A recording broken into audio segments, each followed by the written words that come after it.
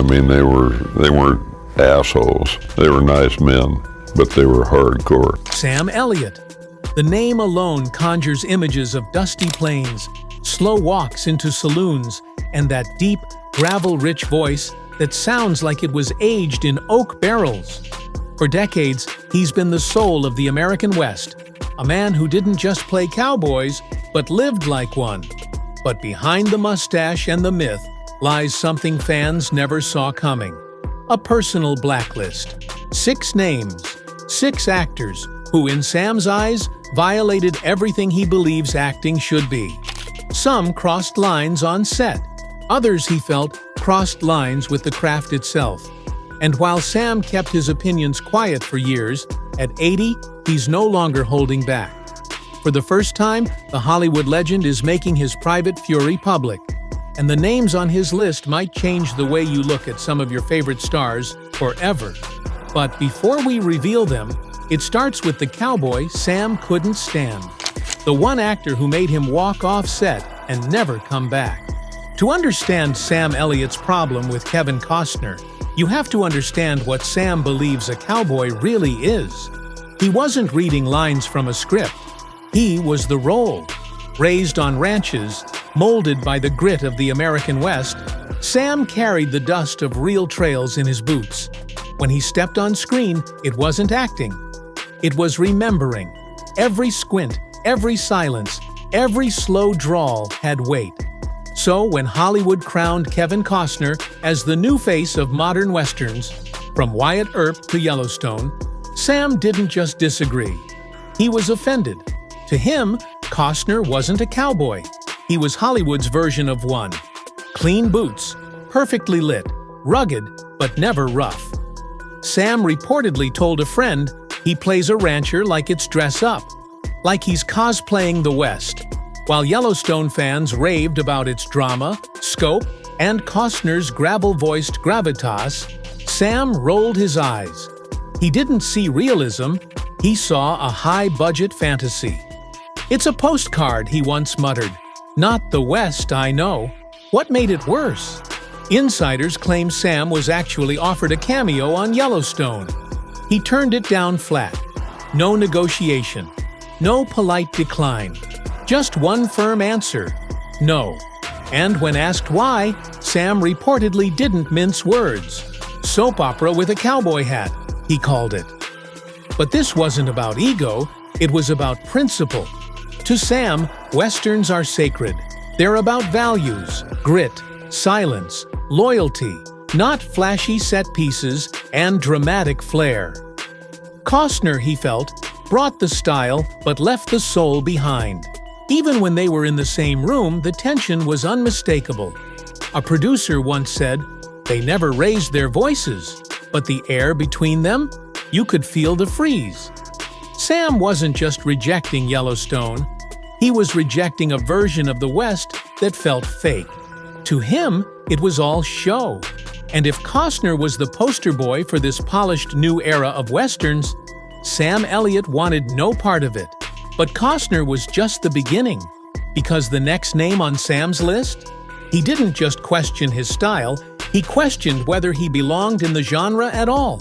In 2021, Sam Elliott didn't just ruffle feathers, he kicked open the saloon doors and let loose. During a podcast appearance, he stunned Hollywood with an unfiltered takedown of The Power of the Dog, a film that critics praised as a modern masterpiece. But Sam, he wasn't buying it, and he wasn't subtle about it either. He didn't just critique the pacing or tone. He zeroed in on one name, Benedict Cumberbatch. The British star, known for his sharp wit and deep dramatic chops, had taken on the role of a complex Western rancher. But to Sam, it was laughable. "What the hell does this Brit know about the American West?" he scoffed, his voice thick with irritation. He mocked everything: the accent, the posture, even the way Cumberbatch wore his chaps. "Prissy," he called it, like watching a guy play cowboy in a costume shop. The backlash was instant. Film critics, Twitter pundits, and fans of the film called Sam outdated, stubborn, and even bitter. They said he was gatekeeping a genre that needed to evolve. But Sam didn't flinch. No apologies, no clarifications, just pure, unfiltered conviction. Because to him, this wasn't just about one actor or one performance. It was about something bigger. He believed the power of the dog had romanticized weakness, misunderstood masculinity, and stripped the Western of its soul. It disrespects the tradition, he reportedly told a close friend. It's all mood and no marrow. Behind the scenes, insiders say Benedict Cumberbatch was stung deeply. Studio execs debated whether to fire back or let it fade. But Benedict? He stayed silent, not out of weakness, but out of professionalism. Still, the silence was telling. No defense, no shade, just distance. And Sam? He stood tall, like a cowboy who'd already drawn his gun and fired. He wasn't just criticizing a film, he was defending a legacy, a code, a genre built on restraint, strength, and unspoken emotion. And he made it clear, he wasn't letting anyone, no matter how acclaimed, rewrite the rules of the West on his watch. But if you thought that feud was personal, wait until you hear who Sam had to share the screen with. A rising star he never considered a real actor to begin with. For Sam Elliott, acting has never been about fame, flash, or Instagram followers. It's about craft. Quiet, disciplined, emotionally honest work that earns its power, not borrows it from celebrity status. So when Netflix cast him alongside Ashton Kutcher in The Ranch, Sam didn't protest. But he wasn't thrilled either. Kutcher, best known for goofy sitcoms, rom-coms, and tech investments, represented everything Sam disliked about modern Hollywood. He was charming, sure. Likeable, yes. But to Sam? He's a decent guy, he was overheard telling a crew member, but no real actor. That wasn't pettiness. It was a deep frustration with a system that rewarded charisma over commitment. From day one on set, something was off. Crew members say the tension wasn't loud. It was quiet, controlled, but you could feel it. Sam hit his marks, delivered his lines, and kept things professional. But behind closed doors, he vented. He reportedly told a friend, he acts like someone who learned acting from YouTube. To Sam, Kutcher's approach felt shallow, like he was playing pretend without ever digging deep. But this wasn't just about one co-star. To Sam, Ashton embodied a much bigger problem: the erosion of authenticity in storytelling. Hollywood, he felt, was being run by metrics, followers, algorithms, image, not talent. It was no longer about soul, it was about streaming stats, and Sam hated it. On screen, fans saw chemistry, but Sam saw survival. Kutcher often praised Elliot in interviews, calling him a legend and mentor. Sam, meanwhile, stayed tight-lipped. Never mean, but never warm either. Because for Sam, this wasn't about ego. It was about defending a tradition, a standard, a sacred code. The Ranch may have been a hit, but to Sam, it was another sign of where the industry was heading, and not in a direction he liked. Because acting to him was never about being loud or likable. It was about being real. And the next actor on Sam's list? He broke every one of those rules, and he did it with fire, flair, and absolute chaos. If Sam Elliott's style is slow-burning intensity, Nicolas Cage is a wildfire with no brakes. Where Sam believes in stillness, subtlety, and letting a look speak louder than words, Cage is a storm, flailing, shouting, transforming every scene into his personal fireworks display. And to Sam, that wasn't acting, that was noise. They shared the screen once in Ghost Rider.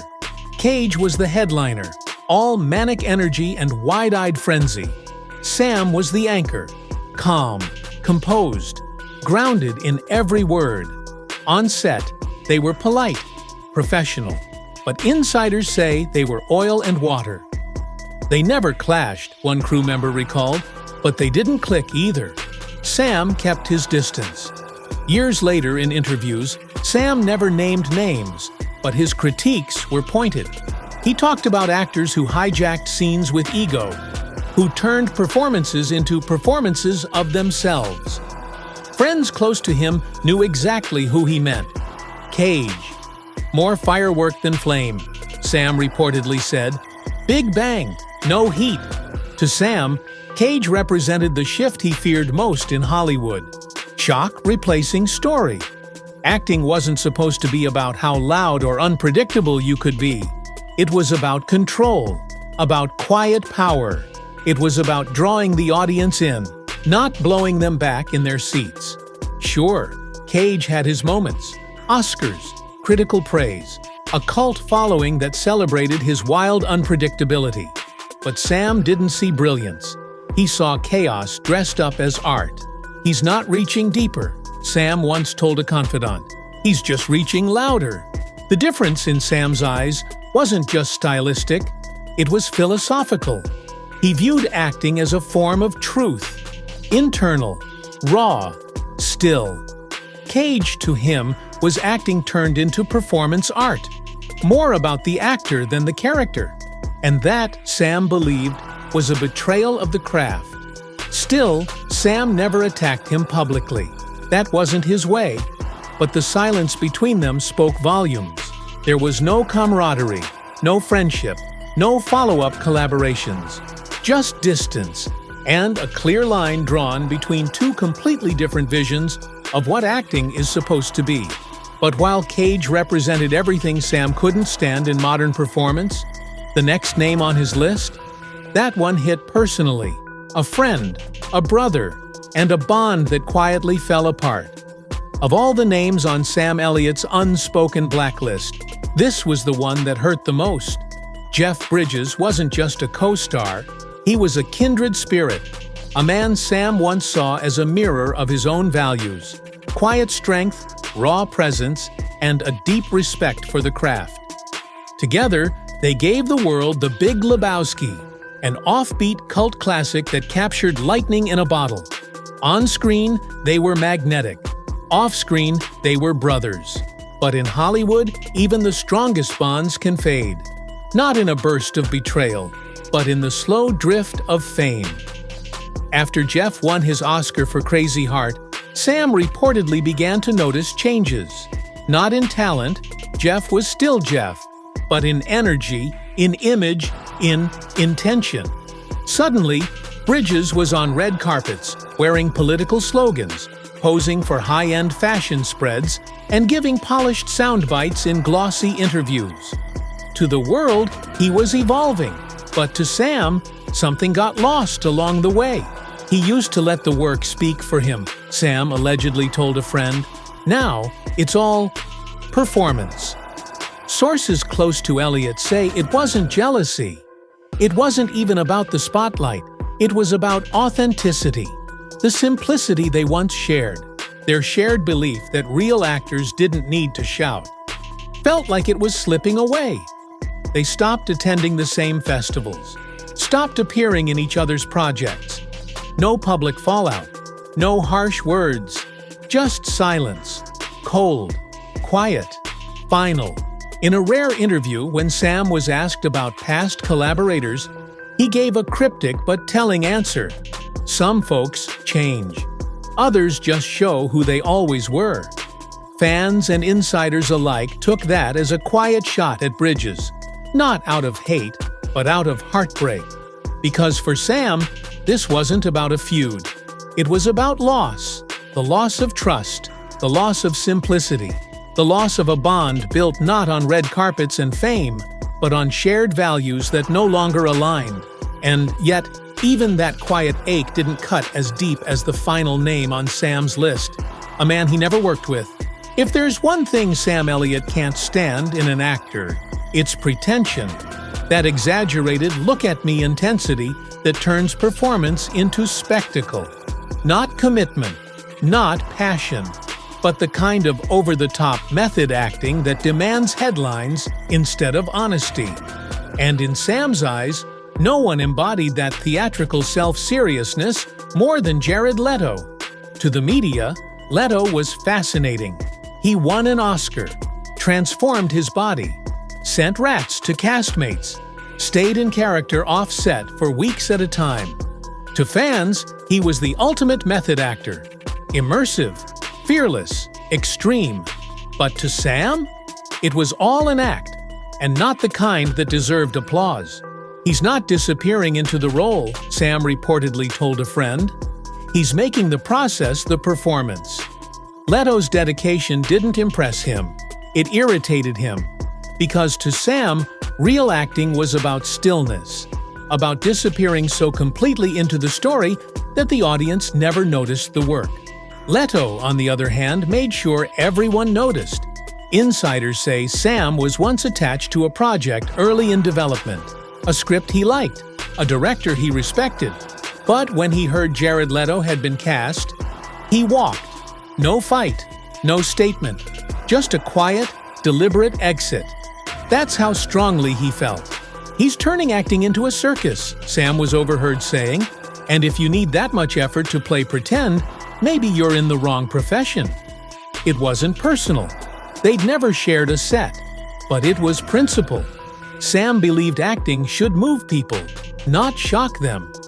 And he feared what Leto represented, a shift from substance to stunt, from story to sideshow. In the end, Sam never called him out publicly. He didn't need to. His silence, his absence, his choices, they spoke volumes. Because to Sam, real acting doesn't need fireworks. It needs truth. And truth doesn't come wrapped in gimmicks or viral headlines. And with that final name, Sam's quiet rebellion was complete. 6 actors, 6 reflections of everything he believes the industry has lost. But for Sam Elliott, standing alone is nothing new. In a town chasing trends, he's still chasing truth. In a town built on illusion, Sam Elliott has always been the real deal. No noise, no hype, just grit, silence, and a voice that could cut through a storm. For 6 decades, he stood for something Hollywood keeps forgetting. That acting isn't about trends, or fame, or viral moments. It's about truth. His private blacklist isn't born from spite. It's born from standards. From a deep, unshakable belief that storytelling should mean something. That it should come from the gut, not the algorithm. Whether it was Kevin Costner's glossy cowboy fantasy, Benedict Cumberbatch's misplaced accent, Ashton Kutcher's charisma overcraft, Nicolas Cage's chaotic style, Jeff Bridges' quiet drift, or Jared Leto's method madness, Sam saw each as a symbol of a craft slowly losing its soul. And while others adapted, compromised, or chased relevance, Sam stayed still, steady, unbothered. He's not here for the fame. He's here for the story. And if that means standing alone, on the outskirts of an industry that's moved on without him, well, that's nothing new. Because in the end, Sam Elliott is exactly what Hollywood rarely produces anymore. A man who says what he means what he says, and lets the silence in between speak louder than any speech ever could. So now it's your turn. Which of these feuds surprised you the most? Was Sam Elliott being harsh or just honest? Let us know in the comments. And if you're as obsessed with real Hollywood as we are, make sure to like, subscribe, and turn on those notifications, because the truth behind Tinseltown is only just getting started.